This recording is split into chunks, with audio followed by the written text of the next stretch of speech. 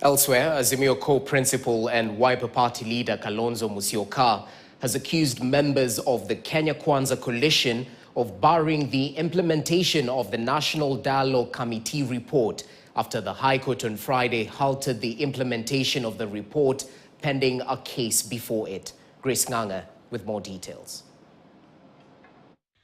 Azimio la Umoja leaders have criticized the courts for suspending the implementation of the National Dialogue Committee report pending hearing and determination of a case filed by activist Michael Muchemi, terming the orders by Lady Justice Dora Chepkwony as state-sponsored. Speaking after the funeral service of Priscilla Mwendi Mbula in Mwanamanyala, Lungalunga constituency in Kwale County, the leaders, led by Wiper Party boss Kalonzo Musyoka, alleged that the state was not committed during the dialogue. Sasa ni jukumu la wale ambao waliteua kamati ya NADCO, haswa ndugu Raila Amolo Odinga na mwenzake Rais William Ruto. Wao wajitokeze, watoe mwelekeo bila kusita, kwa sababu tutaona kama walitutumia vibaya. We did say to William Ruto and his Kenya Kwanza team that if they were going to cross the red line and actually interfere with the bombers' talks, the product, in terms of tampering with the electoral justice issue, which was the main issue by Azimio, apart from the issue of cost of living that was rejected, then they must be prepared for the consequences. Kalonzo said the move is deliberate to go against the agreements made at the Bomas of Kenya, accusing the government side of lack of goodwill. Hata kama ni kurudi kwa mitaa, kwa streets, tuko tayari kabisa. Lakini ijulikane sio sisi ambao tunaenda kwa kurudi kwa streets tena demonstrations. Kenya was already on the streets. We know how governments work. We know how the deep state works.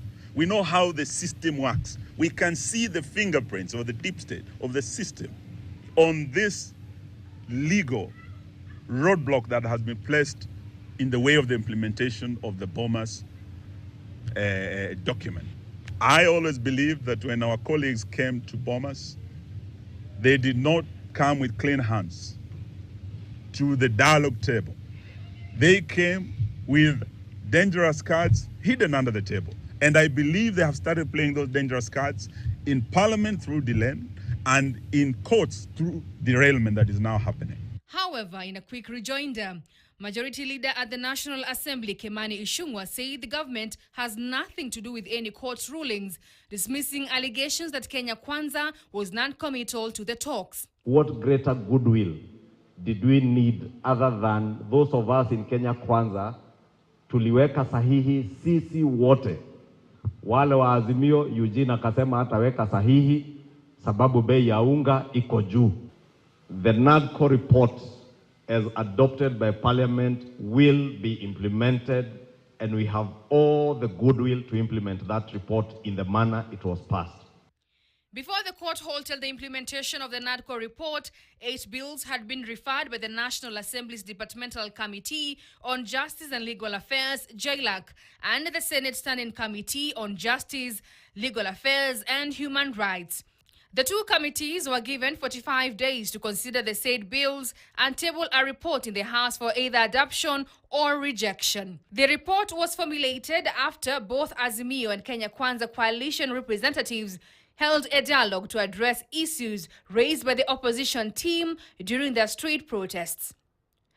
Grace Nganga, KTN News, Nairobi. Still on the